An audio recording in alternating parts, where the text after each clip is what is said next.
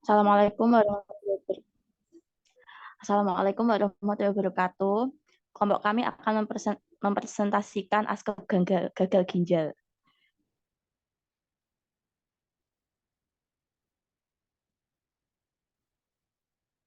Next, Kak.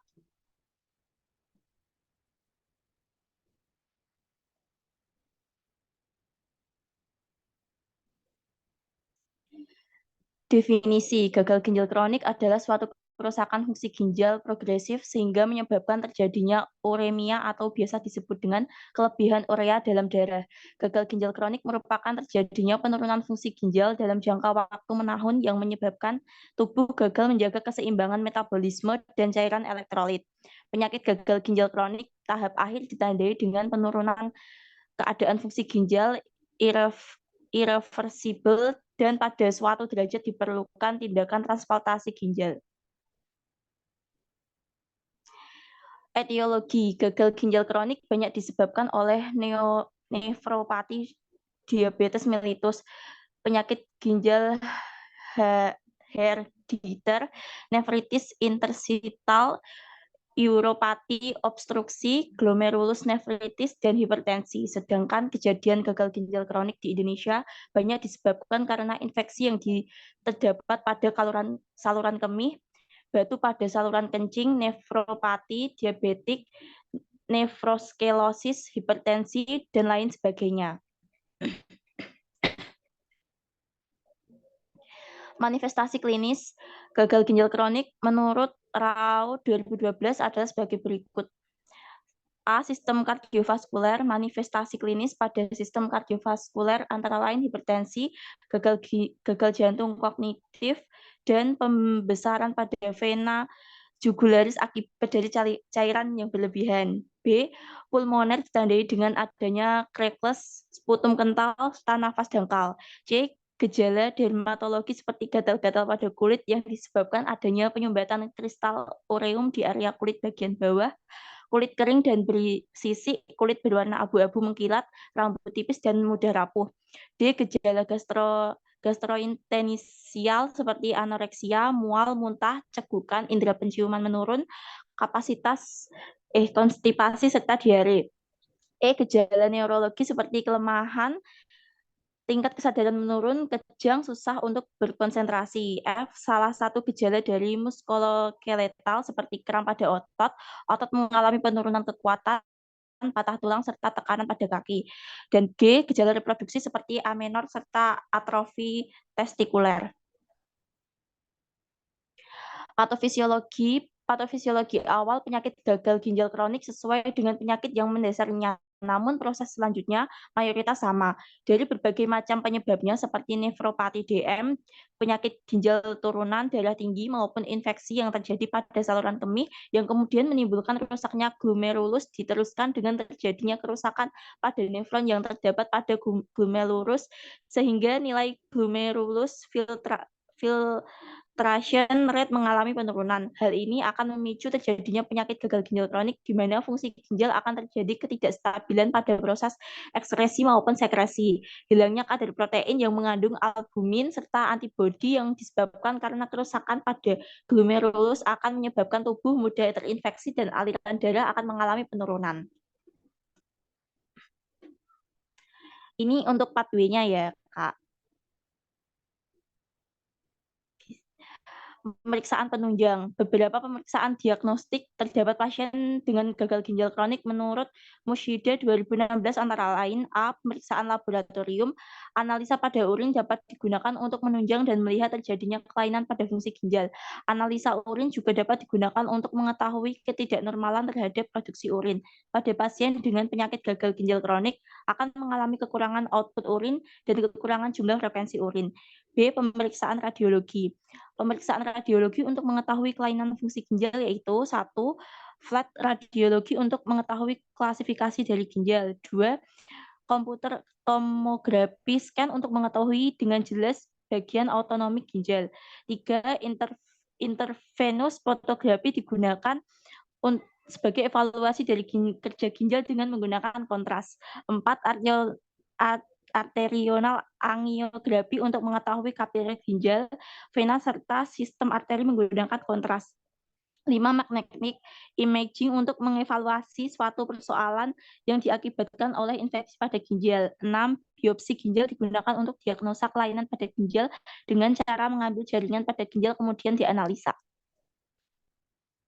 Untuk menata laksanaannya, 1. Manajemen terapi, 2. Antasida, 3. Antihipertensi, 4. Agen antisezur, 5. Eritropotin, 6. Terapi gizi, 7. Terapi dialisis. Asuhan keperawatan, pengkajian, 1. Anamnesa, 2. Pemeriksaan fisik, diagnosa, 1. Nyeri akut berhubungan dengan tindakan pembedahan, 2. Intoleransi aktivitas hubungan dengan terjadinya kelemahan anemia, 3. Gangguan pada pola tidur berhubungan dengan hambatan pada lingkungan.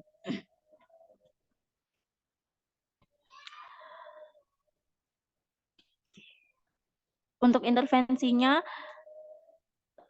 identifikasi area karakteristik beberapa lama, durasinya, frekuensi, tingkat nyeri yang dirasakan, intensitas nyeri, B. Identifikasi skala nyeri yang dirasa, C. Identifikasi respon nyeri berdasarkan hasil pengamatan, D. Identifikasi faktor yang menyebabkan penambahan berat dan pengurangan nyeri, E. Identifikasi pasien meliputi pengetahuan dan keyakinan, F.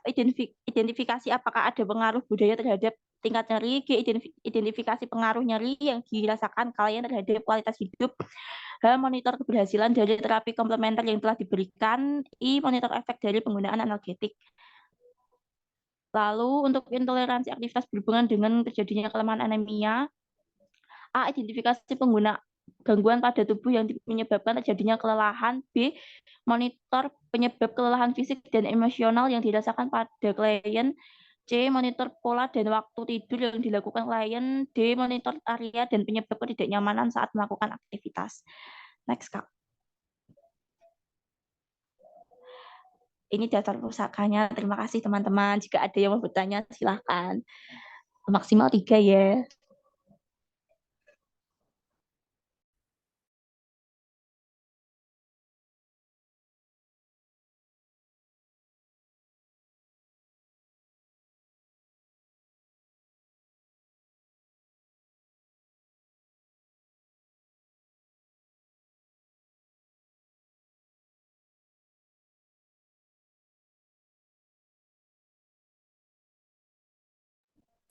Assalamualaikum warahmatullahi wabarakatuh.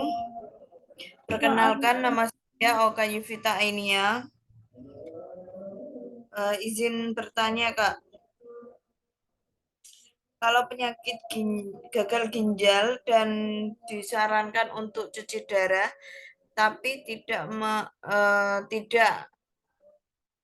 ngelakuin cuci darah itu bagaimana ya? Ada yang bilang kalau sekali cuci darah bakalan ketergantungan dan harus cuci darah terus. Efek sampingnya apa ya, Kak? Terima kasih. Baik, Mbak Oka. Ada lagi? Kak, izin bertanya.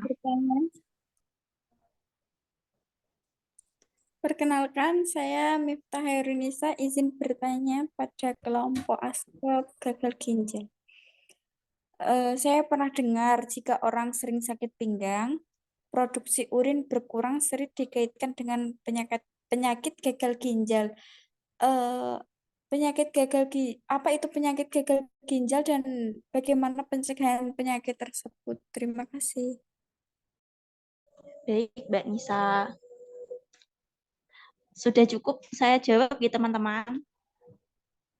Untuk pertanyaan dari Mbak Oka, kalau penyakit gagal ginjal tidak disarankan untuk cuci darah, tapi tidak melakukan cuci darah itu bagaimana? Jawabannya adalah bila mengalami gagal ginjal namun tidak dilakukan cuci darah, maka kemungkinan fungsi ginjal akan semakin memberat karena tidak bisa berfungsi dengan optimal.